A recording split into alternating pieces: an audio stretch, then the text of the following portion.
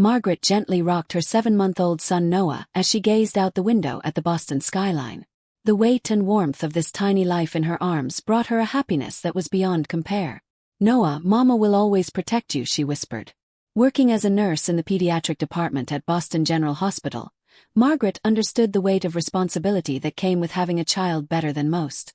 Her husband Brian was successful as an environmental consultant, and the peaceful home they had built together was Margaret's greatest treasure. She heard the sound of coffee brewing in the kitchen. Brian was preparing breakfast.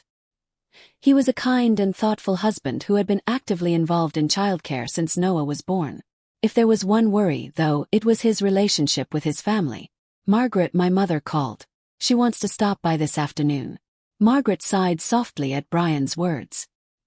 His mother Helen was pleasant enough on the surface, claiming to enjoy making things by hand and constantly bringing gifts. However, her creations were always shoddy, sometimes completely unusable. Just last month, she had knitted a sweater for Noah that had sleeves of different lengths and a neck opening too tight to put on. "Diana's coming too," he added. Margaret's expression darkened further at the mention of Brian's sister. Diana affirmed everything her mother did and didn't even try to hide her snide remarks toward Margaret. "They'll be fine. Mom just wants some attention," Brian said, but Margaret knew it wasn't that simple. She sensed something intentional behind the smiles Helen and Diana showed.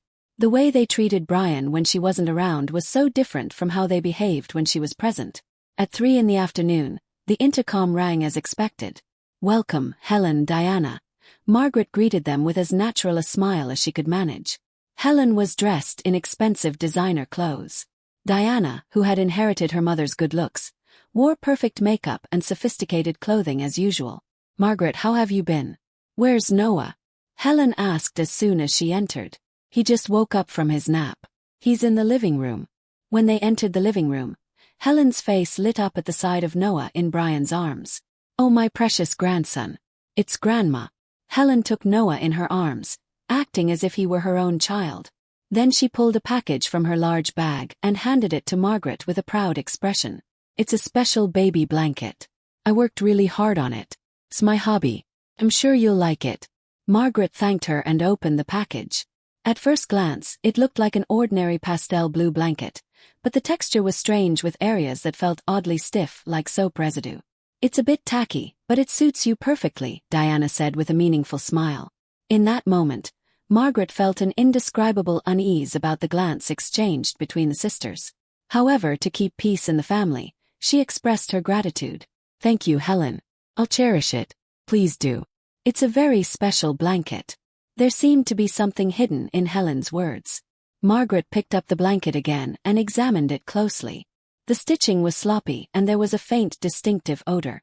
Brian tried to honor his mother's feelings by placing the blanket near Noah, but Margaret had already decided in her heart. She would never use this blanket for her child. Margaret carefully folded the blanket from Helen and tucked it away in the back of her, already prepared several soft, safe organic cotton blankets for Noah. As a professional nurse, she was extremely careful about what she used for her baby. "I'll just bring it out when Helen visits," she told herself. Over the next few weeks, Helen began visiting surprisingly often. She had developed a habit of asking the same question each time. "Are you using that blanket? Does Noah like it?" Margaret always gave vague answers and occasionally brought out the blanket to show her. But as soon as Helen left, it went right back into the depths of the closet. She simply couldn't bring herself to use it for her baby. "Brian, I can't understand why your mother is so fixated on that blanket," Margaret confided to her husband one day. "Mom just wants to feel like her creations are being used." "You're overthinking it," Brian replied, but Margaret wasn't convinced. A month later, on a Friday night, Margaret was working the night shift at the hospital. Brian was left to take care of Noah alone. Though not as meticulous as his wife, he was serious about his responsibilities as a father. In the middle of the night, Noah began to cry. Brian changed his diaper and gave him milk, but he wouldn't stop crying. Brian gently picked up his son and walked around the living room trying to soothe him. Suddenly, Noah moved vigorously and spit up on the blanket Brian had wrapped him in. "Oops, it's okay, Noah." Brian calmed the baby and removed the soiled blanket. Thinking he needed to replace it with a clean one, he searched the closet. He couldn't find any blankets on the shelf where Margaret usually kept them. As he continued searching, he found Helen's blanket hidden under some clothes. This will do, he thought, and wrapped Noah in it. Fortunately, Noah quickly calmed down and fell asleep. The next morning, when Margaret returned from her night shift, Brian was preparing breakfast in the kitchen. Noah was sleeping peacefully in his crib. "Good morning," Margaret kissed Brian. "How was last night?" "Was fine." He spit up a little, but no problem, Brian answered with a smile. "Oh, I need to wash the blanket Noah was using." Margaret went to check on Noah and smiled at the sight of her sleeping son. Then she casually glanced at the crib and noticed Helen's blanket. He gasped. "Brian, why did you use this blanket?" Brian turned around, surprised by Margaret's tone. Noah spit up, "So I replaced it with this one I found in the closet." "Is there a problem?" Margaret took a deep breath, trying to regain her composure. "This is Helen's blanket. I've been keeping it away from Noah." "Why?" "You need to consider Mom's feelings." "Can feel it. There's something wrong with this blanket." Brian scratched his head. "You're overreacting. It looks normal enough. Anyway, I'll wash it." Margaret tried to stop him, but Brian had already taken the blanket to the laundry room. She was tired, so she decided to lie down for a while. Noah was sleeping safely, and washing the blanket shouldn't be a problem, she thought. Several hours later, Margaret was awakened by a shout. "Margaret, look at this." Brian's voice contained obvious distress. Margaret rushed to the living room where Brian stood trembling, holding the blanket spread out in his hands. Margaret froze when she saw the blanket. The blanket, discolored by water and heat, clearly revealed a hospital logo and symbols. The words, "Biohazard Processed" in red, and medical waste identification codes were clearly visible. This blanket was medical waste. Could contain hazardous substances. Margaret instantly understood with her nurse's knowledge. "What?" Brian looked at his wife with disbelief. "What do you mean? Did Mom deliberately?" Margaret quickly grabbed her cell phone and contacted her friend, a pediatrician. Although Noah had only been in direct contact with the blanket for a short time, tests were necessary just in case. "I need to take Noah to the hospital right away," Margaret said, her voice trembling. "You call Helen and ask her to explain what this is." Brian shook his head as he stared at the blanket. "I can't believe it. Mom doing something like this." Margaret picked up Noah, trying to stay as calm as possible. But inside her, flames of anger were rising. The pediatric outpatient department at Boston General Hospital was busy even on a Saturday afternoon. Margaret was embarrassed to face her colleagues, but she put her son's health first. Her friend, Dr. Carroll, immediately escorted Noah to an examination room after hearing the situation. "It's going to be all right, Margaret. We'll run tests right away," Carroll said, maintaining both her professional coolness and the warmth of a friend. Margaret had dealt with many emergencies as a nurse, but when it was her own child in danger, it was difficult to maintain professional composure. She tried to hide her trembling hands as she watched Noah laughing on the examination table. "It's good the contact time was short," Carol said as she looked at the test results. "There are no symptoms at this point. We've done blood tests as a precaution, but the results won't be back until tomorrow. We need to know more about the materials and processing of that blanket." Margaret sighed with relief. "Thank you, Carol. I'm so sorry about this on a Saturday." "What are you saying?" "This is a serious matter," Carol frowned. "Where did that blanket come from?" "A gift from my mother-in-law." "You're kidding." Carol's eyes widened. "She deliberately gave you something like this." At that moment, Margaret's phone rang. It was Brian. "Margaret, I called Mom." Brian's voice was shaking with anger and confusion. "I can't believe it. She says it was just a joke, don't be so angry." "I don't understand what kind of joke this is supposed to be." Margaret closed her eyes and took a deep breath. "Noah seems okay for now. We're waiting for the blood test results." "Brian, this isn't just meanness. Could be a legal issue." "I know," determination was evident in Brian's voice. "I'm heading to Mom's house now. I'll talk to her directly." After hanging up, Margaret explained the situation to Carol, who immediately took action. "Margaret, we need to submit that blanket to the hospital's safety management department. Misappropriation of medical waste is a serious issue." Margaret nodded. "I want to investigate too." Helen used to work as a nursing assistant at a different hospital. With Carol's help, Margaret submitted the blanket in a sample bag to the hospital's safety management department. Then, she accessed the hospital database and began researching the medical waste identification codes. Her colleague Jessica came over to help. This code is from Maine General Medical Center, Jessica said. It's a disposal label from about 2 years ago. You might get more detailed information if you contact that hospital. Margaret remembered that her mother-in-law had once worked at Maine General Medical Center. The puzzle pieces were starting to fit together. Meanwhile, Brian had parked in front of Helen's house. Diana's car was there too. He knocked on the door, trying to control his anger. "Brian, what's going on? Why such a fuss?" Helen opened the door, pretending as if she knew nothing. "Stop pretending, Mom," Brian said, his voice shaking. "That blanket, when we washed it, medical waste markings appeared. Why would you give something like that to a baby?" "Well, come in. The neighbors will hear you." Helen ushered her son inside. In the living room, Diana was sitting on the sofa polishing her nails. She gave Brian a small smile when she saw him. "You're overreacting. It's just a blanket." "Just a blanket." Brian looked incredulous. "It might contain hazardous substances. Noah is at the hospital being tested right now. If it's so dangerous, the hospital should manage it better," Helen coldly retorted. "Besides, your wife always acts like the expert. I just wanted to give her a bit of trouble." "That's right," Diana joined in. "It was annoying how Margaret always says, as a nurse. We were betting whether she'd notice." Brian was speechless. He couldn't believe what he was hearing from his mother and sister. "So you put a baby's health at risk. Your own grandson. You're overreacting." Helen waved her hand. "It was just a prank. It's not dangerous.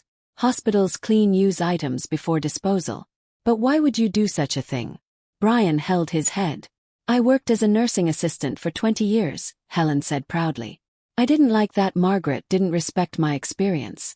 She's always talking about the latest child care methods and ignoring my advice. And she doesn't use my handmade items, does she? I know she hid them in a closet." Hearing those words, Brian recalled childhood memories. His mother had always liked pranks. She regularly played small tricks on people she didn't like. He had always turned a blind eye. "Mom, this isn't just a prank," he said sternly. "Margaret has an obligation to report this to the hospital. Could become a legal issue." The color drained from Helen's face. "What? Unauthorized removal of medical waste is a crime, especially if it potentially contains hazardous materials." "Wait a minute," Diana interrupted. "Are you going to report your own mother? You're being manipulated by Margaret." Brian stared at his sister. "This is about Noah's safety. You don't understand the gravity of what you've done. Margaret is now investigating where that blanket came from. Maine General Medical Center, right?" Helen collapsed into a chair. "I just wanted to." What did you want to do?" Brian pressed. "I wanted to get back at Margaret." Helen suddenly began crying. "Because she thinks she's a better mother than me. Rejecting my parenting methods. So you put a baby at risk." Brian couldn't contain his anger. The phone rang. It was Margaret. "Brian, I've got confirmation." Her voice was calm, but he could tell there was anger underneath. "That blanket is definitely medical waste from Maine General Medical Center. It might have belonged to an infectious disease patient. We're waiting for the blood test results, but the Safety Management Department is taking this situation very seriously." Brian looked at his mother. Helen covered her face with both hands, her shoulders shaking. "I understand," he answered the phone. "I'm coming home now. Let's figure out how to handle this together." After hanging up, Brian was silent for a long time. Finally he said, "Mom, I'm going to protect Margaret and my son. You'll have to take responsibility for your actions." He left his mother's house. In the car, he gripped the steering wheel tightly. He blamed himself for turning a blind eye to his mother's behavior all this time. He should have noticed sooner. Margaret's intuition had been right. The living room of Margaret and Brian's home was filled with unusual tension the following afternoon. Official hospital test documents lay on the table, and the two sat side by side on the sofa. Noah was being looked after by a friend in another room. Fortunately, the blood tests came back negative. "Noah is safe," Margaret said quietly. But low concentrations of formaldehyde and traces of blood components were detected in the blanket. "Regular follow-up will be necessary." Brian sighed deeply. What was Mom thinking? "She wasn't thinking," Margaret said bitterly. "She doesn't understand the seriousness of what she did." The doorbell rang and Brian stood up. He welcomed attorney Jennifer Cohen. "I'm sorry to meet you both under such difficult circumstances," Attorney Cohen said with a serious expression. "Let me review the situation once more. While Margaret explained everything, Attorney Cohen took careful notes. When the story was finished, she reviewed the documents and then looked up. There are two separate issues involved here, she explained. One is a civil matter, the fact that your child was put at risk. The other is a criminal matter, the unauthorized removal of medical waste. Maine General Medical Center is taking this situation very seriously. What are our legal options? Margaret asked. The hospital has already begun a formal investigation. If there's evidence that Helen deliberately removed medical waste, there could be criminal charges. You, as victims, need to decide whether to press charges. Brian frowned. I don't want to put my mother in jail. I just want her to take responsibility. I understand, Attorney Cohen replied gently. Apart from legal options, think about what you want to achieve. While they were talking, a cell phone rang. The screen showed Helen. Brian hesitated for a moment but answered. Brian, Helen's voice sounded smaller than usual. I've called the whole family. Could you come to the house this evening? I want to explain. Brian looked at Margaret and Attorney Cohen. They both nodded slightly. All right, come. At 5 p.m., Margaret and Brian arrived at Helen's house. Several cars were parked outside, showing that the extended family had gathered. For safety, Noah had been left with Margaret's parents. Are you okay? Margaret squeezed Brian's hand. Yes, he answered with a determined expression. Let's face this together. In the living room, Brian's aunt and uncle, several cousins, and Helen's sister Martha had gathered. Helen and Diana were in the corner of the room, looking anxious. Thank you all for coming, Helen said in a weak voice. I wanted to explain what I did. She began explaining yesterday's events in her own way. However, her explanation distorted reality, making it sound as if a harmless prank had been misunderstood. Wait, Margaret stood up. We should present the facts accurately. With the coolness and clarity of a nurse, she explained everything that had happened. The nature of medical waste, the dangers it posed, and the potential effects on a baby. As she explained, she pulled the hospital test results from her pocket. This isn't just meanness. It's misappropriation of medical waste. And Noah's life could have been at risk. The room fell silent. Helen's sister Martha was the first to speak. Helen, is this true? Helen didn't answer and lowered her gaze. Diana stood up to protest, but Martha stopped her with a hand. Helen, this isn't the first time you've done something like this, Martha said slowly. Maybe it's time to tell the family. The atmosphere in the room changed. Brian looked at his mother's sister with curiosity. What do you mean? Martha took a deep breath. Helen has always had this pattern of behavior. Pranks on people she doesn't like. At first, they were harmless, but they escalated over time. She slowly began to tell several past episodes. The real reason Helen's ex-husband Brian's father decided to divorce, troubles at multiple workplaces and several strange coincidences that had been rumored among relatives. Your father left because of her behavior, Martha said to Brian. Because no one tried to confront the issue head-on, the problems only got worse. Brian collapsed into a chair, shocked. In his memory, his father had abandoned the family because work was too busy. Why didn't anyone tell me, he asked, his voice trembling. We were trying to protect Helen, Martha answered sadly. But now I think that was a mistake. Helen began to cry. I just wanted attention. Margaret addressed everyone in the room. This isn't a personal conflict. As a healthcare professional, I had an obligation to report this. Maine General Medical Center has already begun an investigation. Helen looked up. Are you going to have me arrested? That's not for us to decide, Margaret answered calmly. However, I'd like to propose one solution. She explained the conditions she and Brian had discussed. Helen would need to undergo professional counseling and seriously commit to treatment. Contact with Noah would be limited until progress was made. And she would formally apologize to the medical center for her actions and cooperate with any legal measures. I think that's the best solution, Margaret said. The goal isn't punishment, but genuinely resolving this issue. Brian stood up and faced his mother. Mom, I've been turning a blind eye all this time. I didn't believe Margaret's intuition. I sincerely apologize for that, he said to Margaret.